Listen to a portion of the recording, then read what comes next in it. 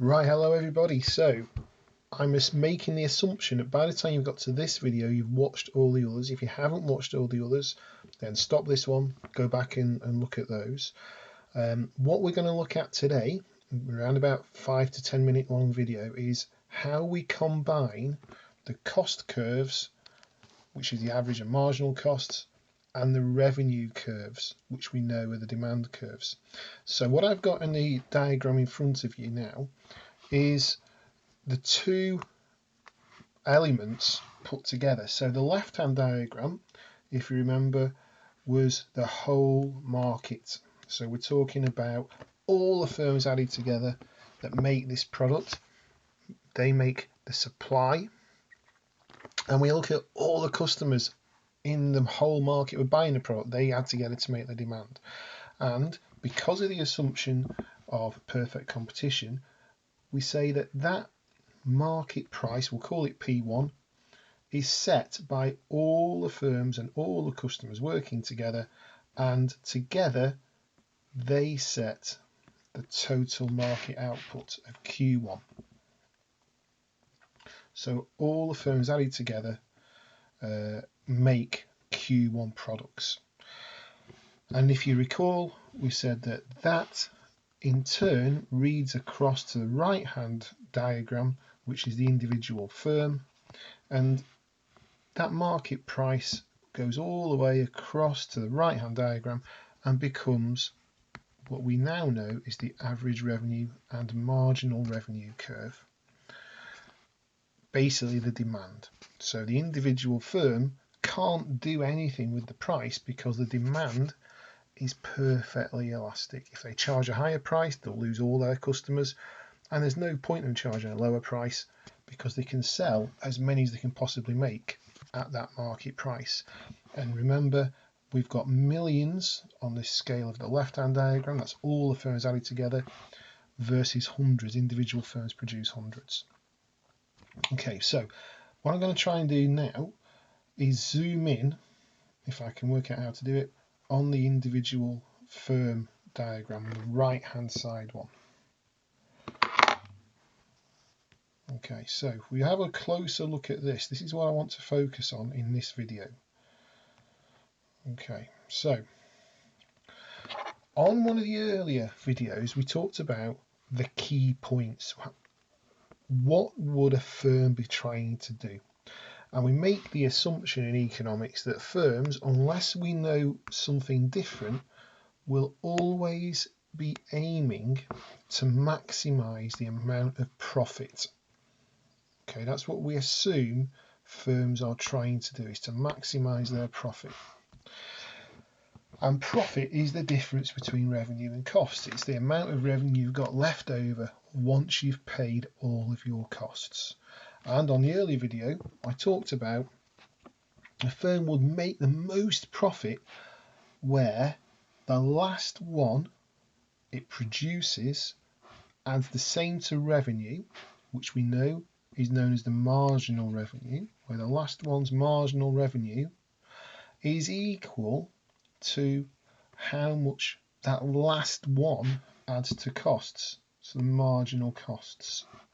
Okay, so where those two curves cut is where the firm would set its level of output. Remember, this firm can't set a price. All it can do is set levels of output because the price is set by the market. And that point is here, where marginal costs and marginal revenues are equal to each other. Okay, so if I turn back to my pen, what we've got is a point here on the x-axis, and that would be quantity. Pi symbol is shorthand for profit in economics, the quantity that maximizes the profit. Okay, so let's just recap. That's really important. It's going to stop its level of output where MR equals MC. And the reason why is if it made any more than that amount, so if it decided to produce an output beyond there like that, each extra one it's making, if we read up from the quantity axis to where we hit the curves, each extra one it's making is, say here, it's adding that much revenue, that's fine, that's good, its revenue's going up. But actually that last one adds this much to the costs. It's costing more to produce the last one than that one is adding to revenue. And that must therefore be shrinking the profit. Its costs are going up more than the revenue is. So the overall profit, that last one, will be shrunk. It's reducing the amount of profit. And if we look at what would happen if it stopped earlier, let's say this firm decided not to make that many, and it may stops here, for instance, then that one is only adding a very small amount to cost relatively, but it's much more to revenue. That's brilliant. That's increasing the profit of this firm.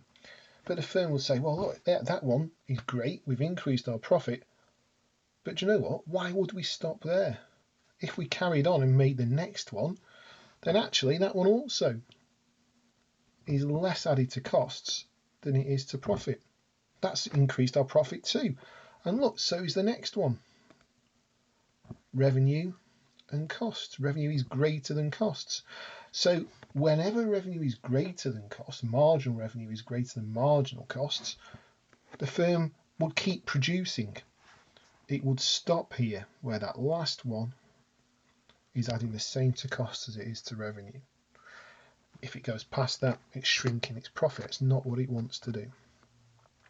So the next thing we need to think about is, well, okay, that's all super.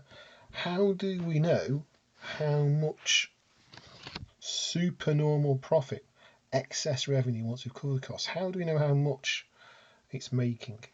So I'll show you that on here.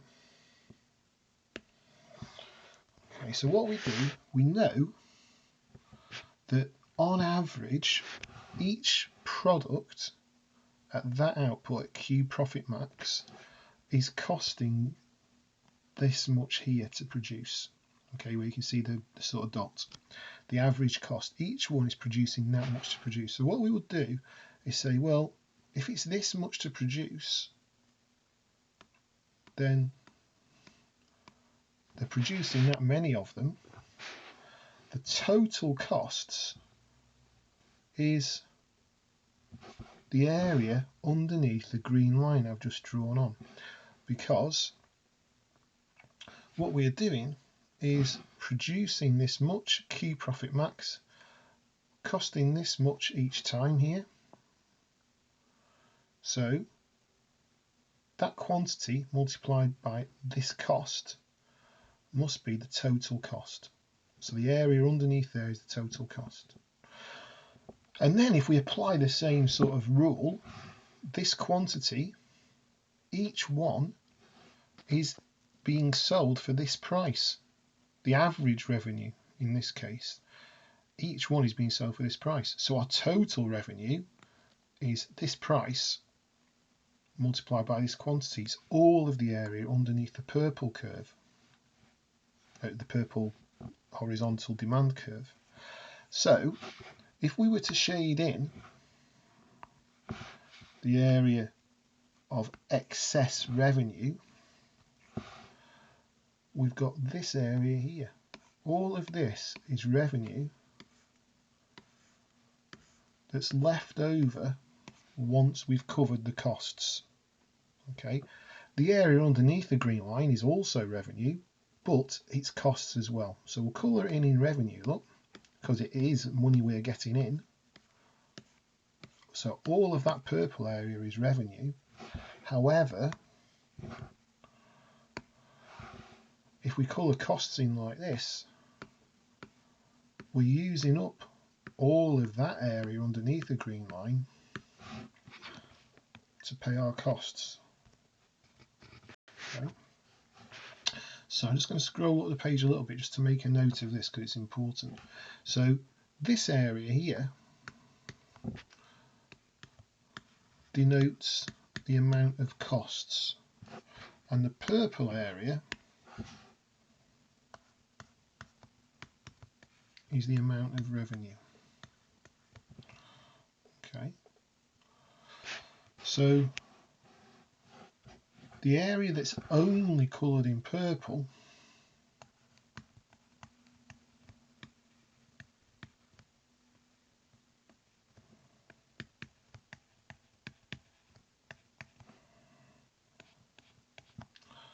is surplus or excess revenue, i.e. where total revenue is greater than total costs.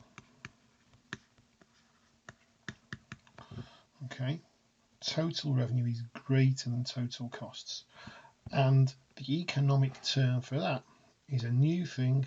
It's a new concept.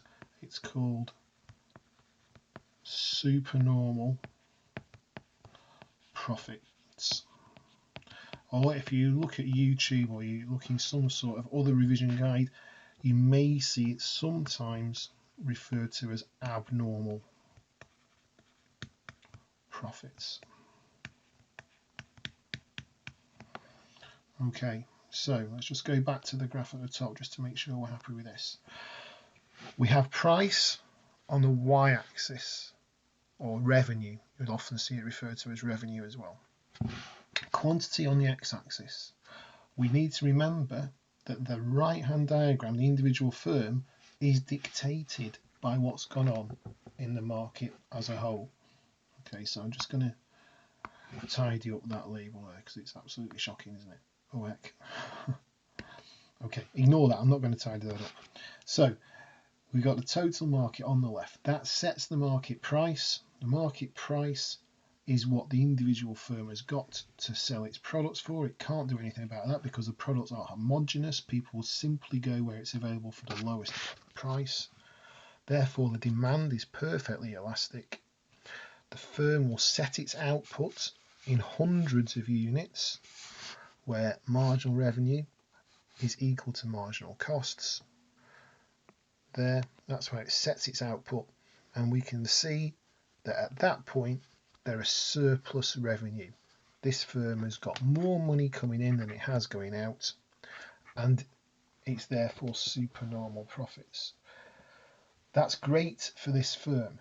However, if you remember what the assumptions of perfect competition were and the criteria that we looked at, the features of perfect competition, we said actually firms won't be able to maintain this. They won't be able to keep huge amounts of supernormal profits because of the assumption of homogeneous products and low or weak or none, in fact, barriers to entry.